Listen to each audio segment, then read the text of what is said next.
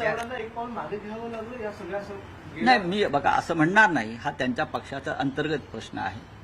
पण हे जे घडतं आहे हे भाजपच्या महाराष्ट्रातल्या भाजपच्या मनाविरुद्ध घडतं आहे, हे मी तुम्हाला खात्रीनं सांगतो. पण त्याच वेळी ज्या ठिकाणी ठाकरेंचे जे नगरसेवक आहेत त्याच ठिकाणी शिंदेचे नगरसेवक त्यांना भाजपने विरोध केला त्याला. बघा हा त्यांचं काय म्हणणं आहे मला माहीत नाही. त्यांनी आमच्या विरुद्ध कोणी उभं करावं, भाजपने उभं राहावं किंवा अमित शहाच्या पक्षाचे जे लोक आहेत मिंदे गट त्यांनी उभं राहावं. कोणाशीही सामना करण्याची आमची तयारी आहे. उद्धव ठाकरे आणि राज ठाकरे याच्यामध्ये सातत्याने चर्चा सुरू आहे. जागा वाटपासंदर्भातल्या बैठकांना एक शेवटच्या टप्प्यात त्या बैठका आणि चर्चा आलेल्या आहेत. आंबेडकरांचं संपूर्ण प्रकरण आपल्याला माहितीच आहे. कुठलं अजित पवार असं म्हणतात की ज्या क्षणी अधिकाऱ्यांकडे ही फाईल आली त्या क्षणी अधिकाऱ्यांनीच सांगायला पाहिजे की ह्याच्यामध्ये अनागोंदी आहे किंवा ह्याच्यामध्ये तारतम्य नाही. असं आहे की तुमच्या पार्थ पवारच्या पिताश्रींचं एवढं वजन आहे सरकारवर. कोणाची हिंमत आहे सांगण्याची? कोणाची हिंमत आहे का? जय शहाला कोण मार्गदर्शन करण्याची कोणाची हिंमत आहे का? सांगा ना.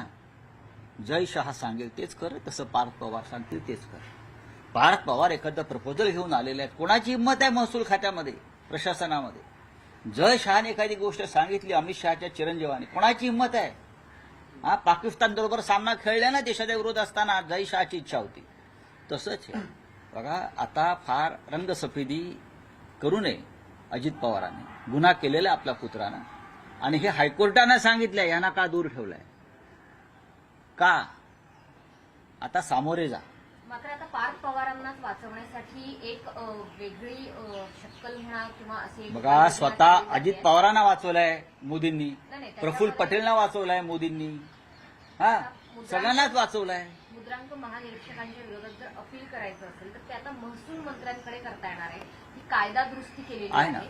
याकरता कोर्टाकडे आधी जावं लागायचं. आता मात्र महसूल मंत्र्यांकडे सुद्धा अपील करता येणार आहे. त्यामुळे पार्थ पवारांना हा आता एक सोपा रस्ता आहे. नाही, सोपे रस्ते निर्माण करतात आपल्या गटातल्या भ्रष्टाचारांना वाचवण्यासाठी. आणि अजित पवारांचे चिरंजीव आहेत म्हणजे राजपुत्रच आहेत ते. चला हिंदी में कुछ आहे.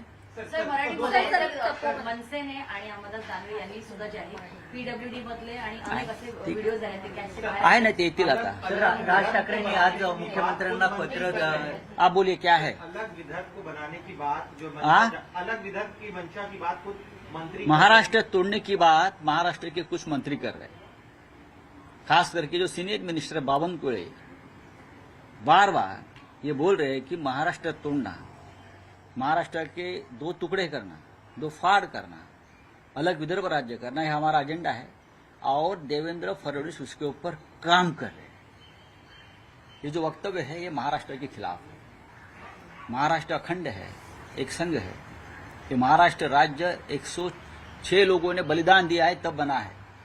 उसमें विदर्भ के लोग थे इस पूरे संघर्ष में.